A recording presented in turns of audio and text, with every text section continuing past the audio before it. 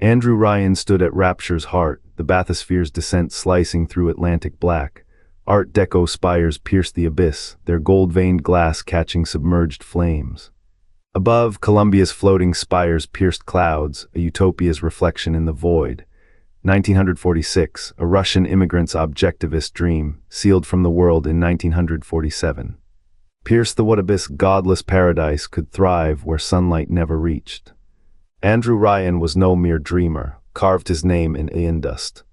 He built Rapture not with bricks but with a vision, a godless utopia where genius, not grace, determined worth, a workshop where plasmids became commerce. Ryan's utopia rose in secret.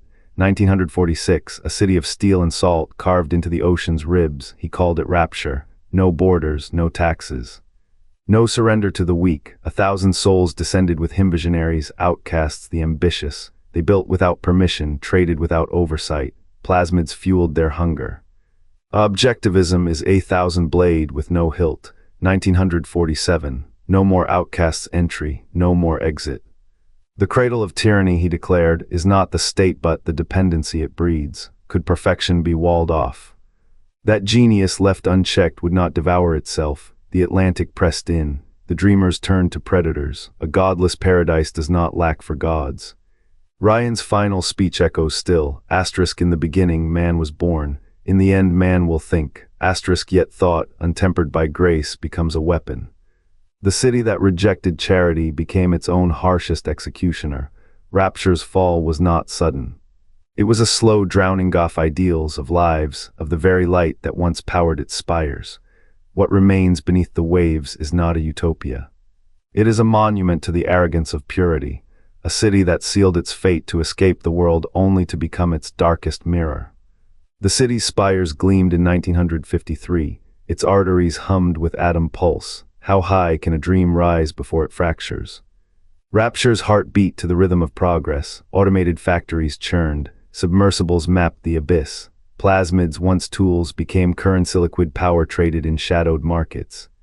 Andrew Ryan's vision crystallized, a realm where talent unfettered forged miracles. No chains of state, no whispers of guilt.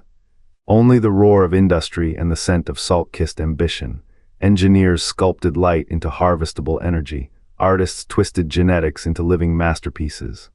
The wealthy wove atom into youth, strength, dominion. Prosperity surged like a tide, yet beneath the sheen the ocean pressed close. Every triumph demanded more atom. Every transaction deepened the mines where the damned clawed upward.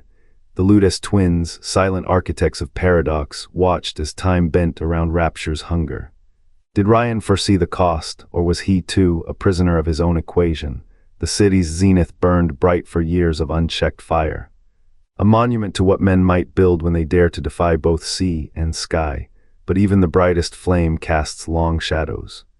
And Rapture, in its ascent, had already begun to dig the grave of its own reckoning. The city's pulse quickened, the elite hoarded power, the underclass bled into the sea. A schism festered in the dark, born of hunger and a whispered name, Atlas. Rapture's arteries carried fear. Splicers clawed at tenement doors. Andrew Ryan's vision, once a beacon, now burned too bright to see the rot beneath. On December 31, 1958, the Atlantic trembled. A war began not with flags, but with fists and atom-laced rage. Fontaine's followers surged through the Art Deco streets, their eyes hollow, their fury primed. Ryan refused to yield. His objectivist creed demanded sacrifice, not surrender. He called the splicers parasites, a word that sealed their fate. The New Year's bells tolled funeral knells, bridges ignited, the saltwater fountains ran red. What had been a city of ambition became a battlefield of annihilation. No peace, no compromise, only the roar of the damned and the silence of the fallen. Rapture's dream, once submerged in promise, now drowned in its own making. The collapse was never a surprise, it was a certainty, written in the greed that built the city and the blood that broke it.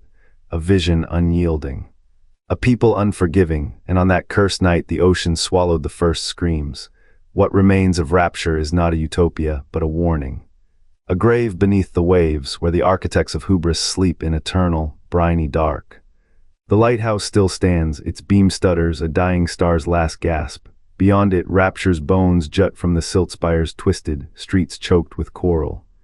What did Ryan's Utopia leave but this, a monument to cycles we refuse to learn? The sea does not forget, neither does history. 73 words. The ocean's stillness hid a city unraveling. Rapture's spires, once gleaming with Ryan's vision, now groaned under the weight of its own hunger.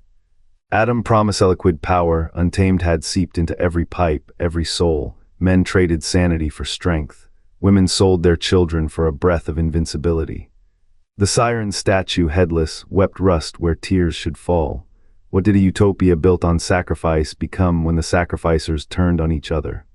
Andrew Ryan walked the drowned halls of his empire, a ghost in a suit too clean. He had spoken of self, of the right to rule. But the sea does not bargain, it takes, it drowns. The atom economy, once his golden thread, had frayed into a noose, families twisted into monsters. Brothers fought brothers, all for vials that promised godhood, and in the heart of it all a boy arrived, Jack, a name whispered like a curse. A pawn in a game he did not choose. The asterisk, would you kindly asterisk, that shattered destinies was not a command, it was a mirror. For 40 years Jack obeyed. He walked the knife's edge of fate, a marionette in a theater of madness, until the final act. Until the bathysphere's glass cracked under the pressure of truth, Ryan's last breath was not for himself. He fell on his knees in the Fontaine's rotting chapel, the same place had once declared war on the weak. The gun in his ribs was not his doing. His final words, asterisk, I am not your father, asterisk, hung in the salt-stung air, a lie swallowed by the tide. The city he built, the city he broke, collapsed around him. Pipes burst, lights flickered. The sea, patient and ancient, reclaimed its due. What remains of Rapture but bones and brine? A graveyard of ideals where the water is thick with whispers. The atom still pulses. The sisters still drift, and the boy who was never the hero. He walks the ruins, a shadow of the man he was never meant to be.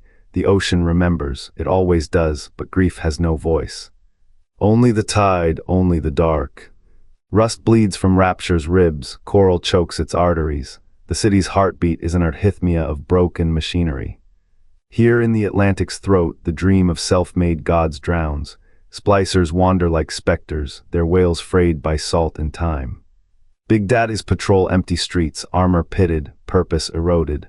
What remains of Ryan's Utopia is a graveyard of hubris. His name, carved into the bones of the place, is now just another echo swallowed by the dark. No flags wave here, no ideologies. Only the wet gasp of decay. The plasmids, once currency of power, lie dormant in shattered vaults. Their light is extinguished, but not their hunger. The water itself hums with the weight of unfulfilled promises. A city built to escape the chains of others became its own prison. Now only the ocean's breath moves through its halls, and the question, lingering like a curse, what is a man without a world to defy? Rapture answers with silence, with depth, with the cold, unblinking eye of the abyss. Andrew Ryan arrived in New York with a satchel of rubles and a manifesto scrawled on parchment. He carved Rapture from the ocean's ribs, a city where ambition needed no alibi. The spire of his ego still pierces the brine chiseled with Objectivist maxims, their letters now corroded by salt and irony. His voice, recorded in cold, clinical tones, once echoed through every pipeline. Asterisk, man's proper pride is his only virtue. Asterisk, but pride is a furnace. It consumes even as it illuminates. Jack, the boy king of Rapture's silent majority, wore a crown of spliced DNA and rage. His eyes, blue as the void outside the bathysphere, never blinked. They saw only the world as enemy. A genetic weapon, forged to kill a man who had already forgotten his name. His laughter, when it came, was the sound of 1,000 engines failing at once. Sophia Lamb's laboratories reeked of formaldehyde and hubris. She believed suffering could be distilled, quantified, sold. Her daughter, the first little sister, was a ghost in a diving suit, harvesting atom from corpses. Sophia's final descent, a slow dissolve into the very madness she claimed to master. Her journal, found in a flooded archive, ends mid-sentence, asterisk, we are all specimens, asterisk. Atlas drank poison to become a god. His hands, once steady with deceit, trembled as he unraveled the threads of Rapture's lie. He taught the people how to hold their breath forever. How to burn the city down. His name became a whisper, then a war cry, then nothing. The Big Daddies cradle their little sisters like broken dolls, their flesh fused to machinery in a parody of protection. a cycle, a covenant, a curse. Their roar is the sound of a father's love, redefined by the industry that made him. Rapture's architects are not dead, they are the walls. The water, the weight, the whisper in the dark. Asterisk, what is a world without a man to defy it? Asterisk. The skeletal ribs of Rapture jut from the seabed, a city carved from hubris, now a cathedral of silence. Its spires are not spires at all, just the shattered husks of ambition. The lighthouse still stands, its beam long dead, yet it glows. Not with light but with the rod of a promise. Asterisk, man unchained. Asterisk. Plasmids hum in the dark, bottled fire, frozen time. Gifts for those who could pay, until payment meant surrender, until the self became a ledger entry. Adam, the first sin, coursed through veins like liquid gold, a god's currency for a godless age. What did they trade? Flesh for power. Souls for security. The vigors that painted Rapture's final days crimson, electric, toxic were not progress, they were confessions. Andrew Ryan's statue lies half buried, lips sealed. No longer preaching, the water has erased his name, yet his shadow lingers. A city of objectivists, crumbling into the very chaos they denied.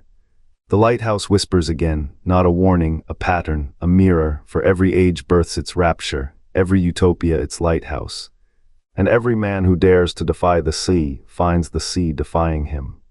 Rapture's bones still whisper beneath the Atlantic, a city sculpted in the image of a man who believed gods were unnecessary.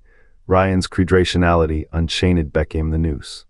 Plasmids, once miracles, turned trade into transaction, souls into stock. Each atom transaction etched a new crack in the utopia's glass. Once twins, weavers of turned paradox, did not transaction build rapture.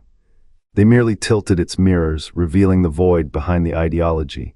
Asterisk, would you kindly? Asterisk, a phrase that unravels the lie of choice. A man could not free himself while chaining others to his vision. The sea that Ryan defied swallowed him whole, yet his shadow lingers. Every age births its rapture, every utopia its lighthouse, and every man who dares to defy the sea finds the sea defying him. The ruins teach what textbooks cannot. Ideology without humility is a house of cards. Ryan's sin was not in building rapture, but in believing he could finish it. The ocean's silence is not mercy, it is judgment. Let the drowned city be a bell. Let its toll echo through every manifesto's shadow, for the sea does not forgive, it remembers.